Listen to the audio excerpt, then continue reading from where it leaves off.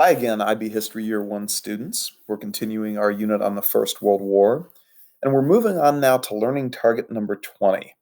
I can evaluate the German war effort and contrast it with the war efforts of their allies.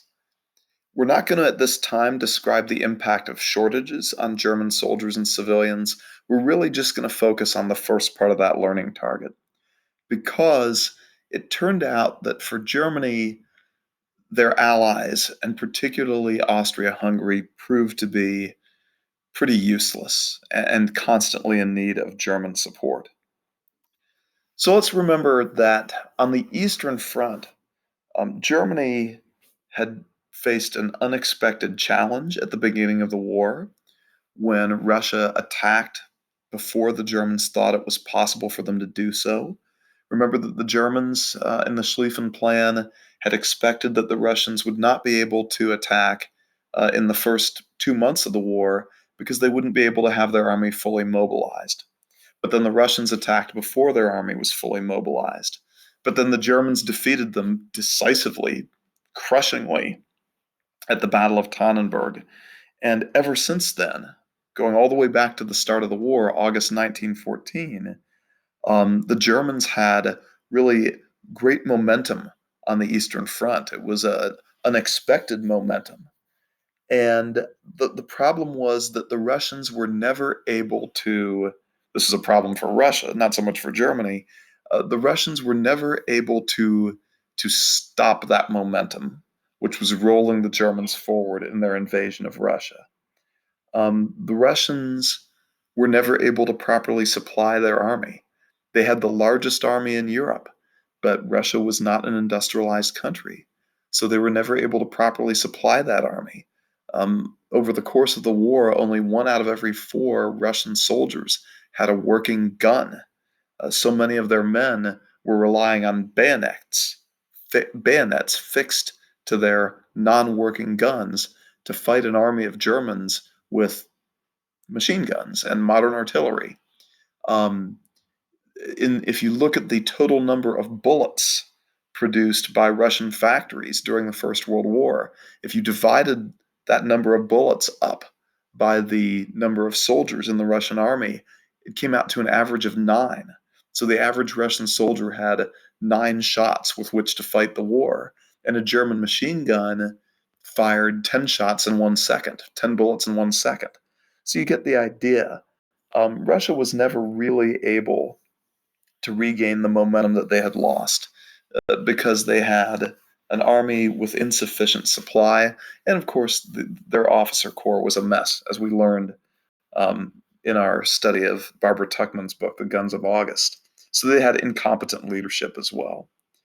And so, really, very, very quickly, uh, by the summer of 1915, really the war was only about 9 or 10 months old, and the Germans had already driven the Russians 300 miles backward through Poland, through the Baltic states, and were pressing into what would be Belarus. Um, and already the Russians had suffered 2.5 million casualties just in that first 9 month period or so of the war. Now, of course, hundreds of thousands of those casualties were soldiers who had simply abandoned the army. They had gone missing because they had abandoned the army. It was a futile effort, and so they walked away.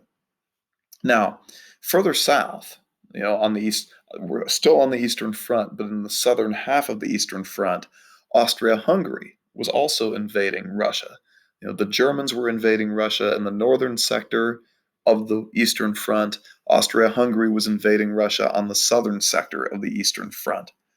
And there, the situation was different. As we've seen, Austria-Hungary's army struggled to mobilize an army that would actually fight for Austria-Hungary because so many of their soldiers, the great mass of their soldiers, were Slavic people, and they had no particular motivation to fight the Russians, who were the leaders of the Pan-Slavic movement. So there, the two sides effectively stalemated. Austria-Hungary and Russia stalemated in that part of the Eastern Front. Now, the Austrian performance against Serbia was particularly dismal. Um, Three times in the first uh, 5 months of the war, August, September, October, November, December, three times in the first 5 months of the war, the Austrians launched offensives against Serbia, an army, a country whose army was, I don't know, maybe 6 times smaller or 5 times smaller than Austria's. But anyway, 5 different times Austria-Hungary launched offensives, and in all three cases, they were defeated by the Serbs. Now, again, the Serbs were highly motivated to fight. They were defending their homeland against Austria-Hungary. This was the fight that they wanted to fight. Again, Austria-Hungary's army was made up of so many Slavic people who were not motivated to fight the Serbs, but it was pretty humiliating that Austria-Hungary, with an army as big as it had, on three different attempts, could not gain ground against the Serbs. And as a matter of fact, by the end of 1914, by December of 1914, Austria-Hungary had suffered 1 million casualties of their own, which is pretty shocking. So the situation then appeared to grow even worse, actually, for Austria-Hungary when the Allied powers managed to persuade Italy to join them in the spring of 1915. So again, a little reminder that Italy had been a member of the Triple Alliance. They had been a member of the Triple Alliance with Germany and Austria-Hungary before the war broke out. But that alliance was only a defensive alliance, and Italy was only obligated to join Germany and Austria-Hungary in war if Germany or Austria-Hungary was attacked. And as Italy interpreted it, Austria-Hungary had not been attacked. They had initiated the war by attacking Serbia. And so Italy had declared themselves neutral in the war. But then the British and French in the spring of 1915 had managed to persuade Italy to actually come and join the side of the Allied powers by promising them in the secret Treaty of London territory that the Italians referred to as the Irredenta, the unredeemed lands, lands in Austria-Hungary where many Italians lived. And so now Italy joined the war against Austria-Hungary. So Austria-Hungary saw their prospects go from bad to worse, from a period in which they had tried three times to make ground on the Serbs and failed, and now Italy was in the war against them as well. And I mean, already Austria-Hungary was struggling to maintain their offensives against Serbia and Russia, and now Italy joined the war, and they launched a series of offensives against Austria-Hungary on Austria-Hungary's southern frontier, where Austria-Hungary, had a boundary with Italy. And in 5 separate offensives around the Isonzo River.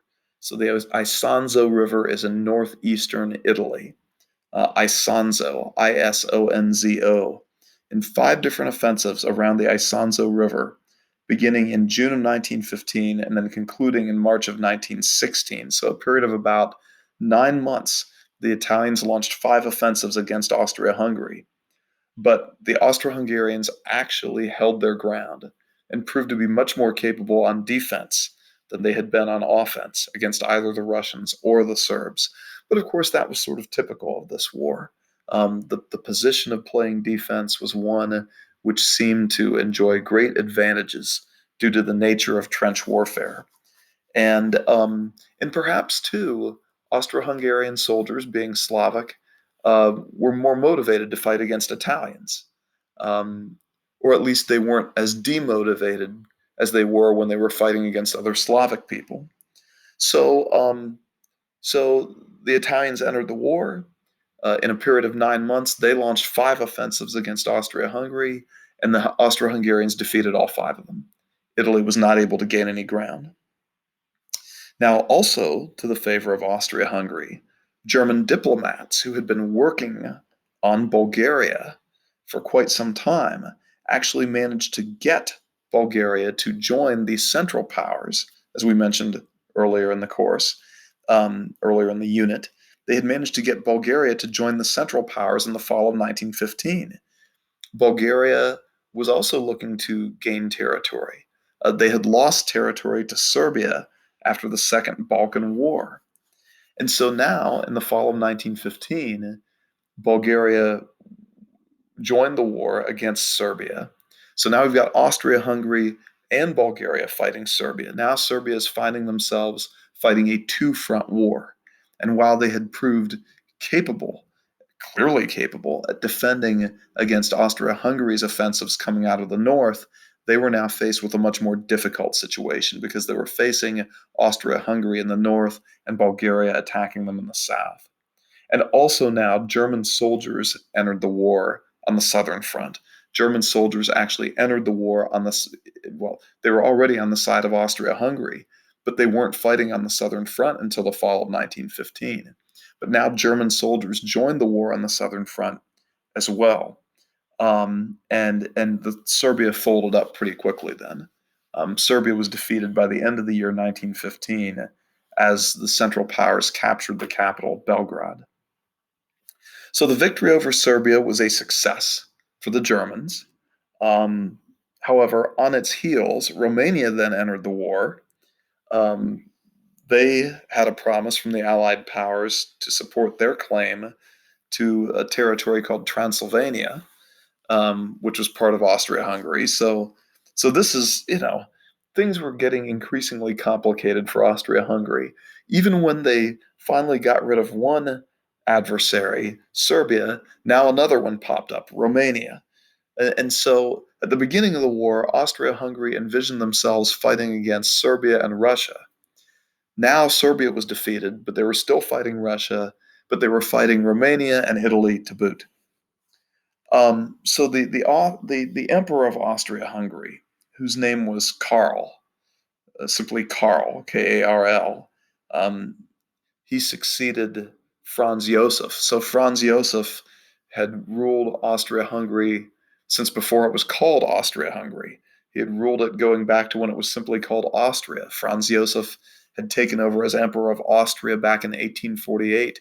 He finally died in 1917, having ruled Austria for 69 years. He finally died, and he was succeeded by Karl. And he was extremely alarmed by all of these developments. Everything, everything seemed to be getting harder and harder for Austria-Hungary, and so he begged the Germans for more direct German military support. And as a matter of fact, he received that. And that was going to play a huge role then in the fighting against the Italians there in northern Italy. Um, the Italians were, if anything, we can say they were persistent. Um, they they were dogged in their determination to to get through that Austro-Hungarian defensive line along the Isonzo River. Remember, there had been 5 battles. They're called, they're named the battles of the Isonzo. So you got first battle of Isonzo, second battle of Isonzo, third battle of Isonzo, and so on. Remember, there had been 5 battles of the Isonzo from June 1915 through March 1916. The Italians had not been able to gain any ground. Now, there was a sort of a lull during the summer of 1916. Then, from August of 1916 to August of 1917, the next year of the war, there were 9 more offensives by the Italians.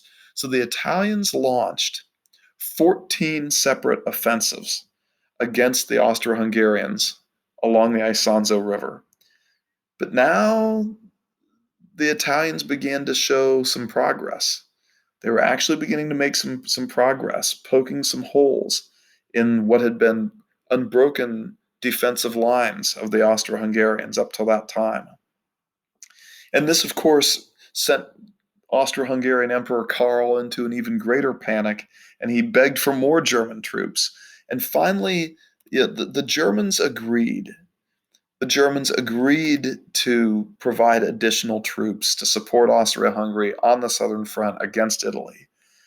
But the Germans said, if we are going to join the war here with more troops, then we're going to go on the offensive. We are not simply going to play defense. Austria-Hungary had essentially been unwilling to attempt to go on the offensive against the Italians. You can't entirely blame them because they were also at war with Serbia and Russia, and then Romania and Russia. So you can't blame the Austrians perhaps for wanting to simply play defense against the aggressive Italians. But the Germans said, enough is enough. We will send more German troops, but the condition is that we will go on the offensive and we are going to take down the Italians and we're going to end the war on the Southern Front. Because we, Germans, have other things we need to be focused on. We're still invading Russia on the Eastern Front. We're still engaged in this death struggle with the British, French, and Belgians on the Western Front. So the Germans said, oh, and by that time the United States had declared war. Now we'll get into that. But so the Germans said, we will only supplement your forces additionally on the Southern Front. If you agree, we're going on the offensive. So Austria-Hungary agreed.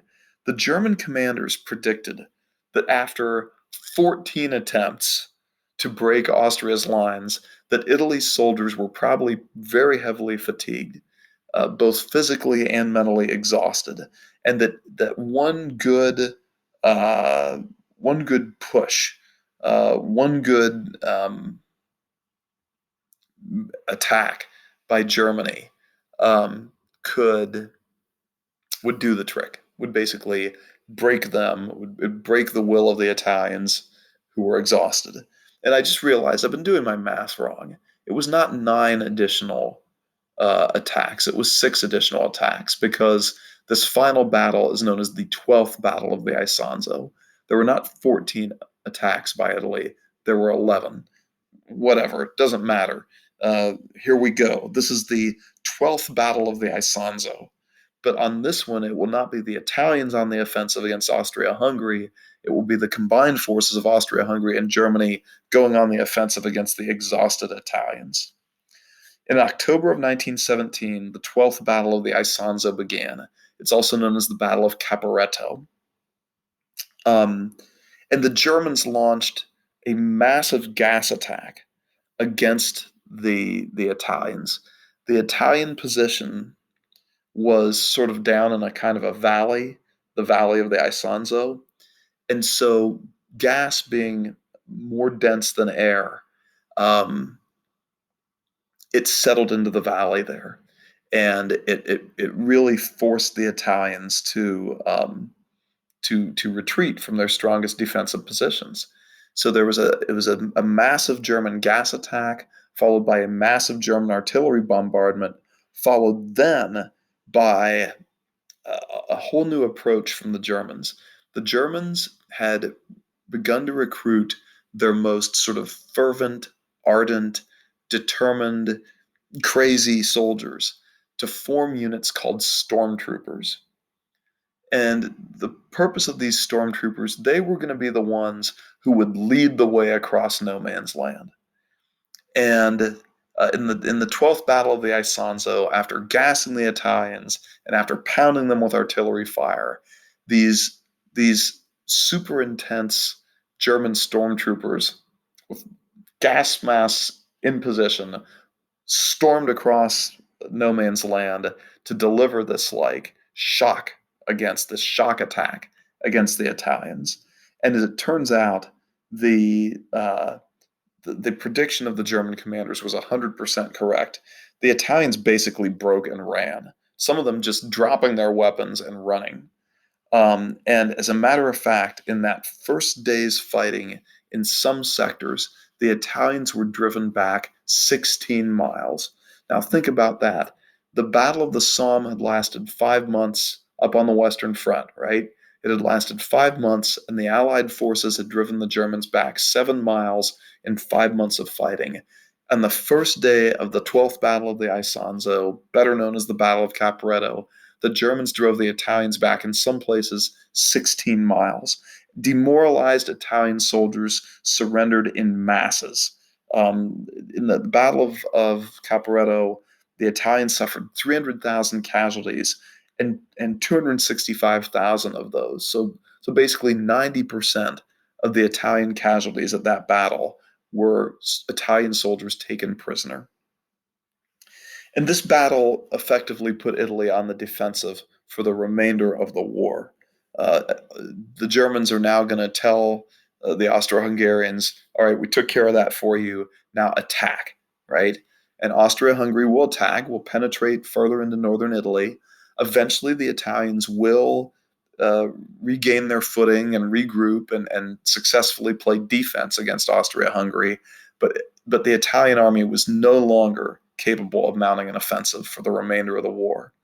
This effectively settled the war on the southern front. So when you think about it, Germany, the Schlieffen Plan was designed to allow Germany to fight a two-front war and win. But effectively, it was almost meant to avoid fighting a two-front war because the war on the Western Front was supposed to be over before the Germans effectively had to fight the war on the Eastern Front. And of course, that hadn't panned out. So Germany ended up fighting on two fronts. But then their ally, Austria-Hungary, had also not panned out. So Germany ended up fighting a war on three fronts. Schlieffen had attempted to build a plan that would allow Germany to fight a two-front war and win. And yet, Germany ended up fighting on three fronts, and they won on two of them. I mean, we haven't got yet to the collapse of Russia and Germany's victory on the Eastern Front, but you all know that's coming because you learned about it in world history, ninth grade. Germany effectively won the war on the Southern Front for Austria-Hungary. It was not until Germany stepped in that Austria-Hungary was able to defeat Serbia. But when Germany stepped in, they defeated Serbia decisively. It was not until Germany stepped in that Austria-Hungary was even prepared to go on the offensive against Italy. But when Germany stepped in, they defeated the Italians decisively. So effectively, the Germans ended up fighting a three-front war, and they won the war on two of them. And they came extraordinarily close, as you'll see, to winning on the third front as well. So it seems to me that the German war effort in World War I was quite remarkable. What the Germans seemed to accomplish in World War I was quite remarkable. Well, as we move forward, we'll head back to the Eastern Front, and we'll talk about that aforementioned collapse of Russia. And we'll take a little bit of time to follow through on the consequences of that collapse, talking about both of the Russian revolutions and the early period of communist rule in Russia. But until then, I hope you're all able to take care of yourselves and remain healthy and safe. I'll look forward to teaching you those lessons. I'll talk to you then. Thanks, everybody. Take care, IB history students. Bye bye.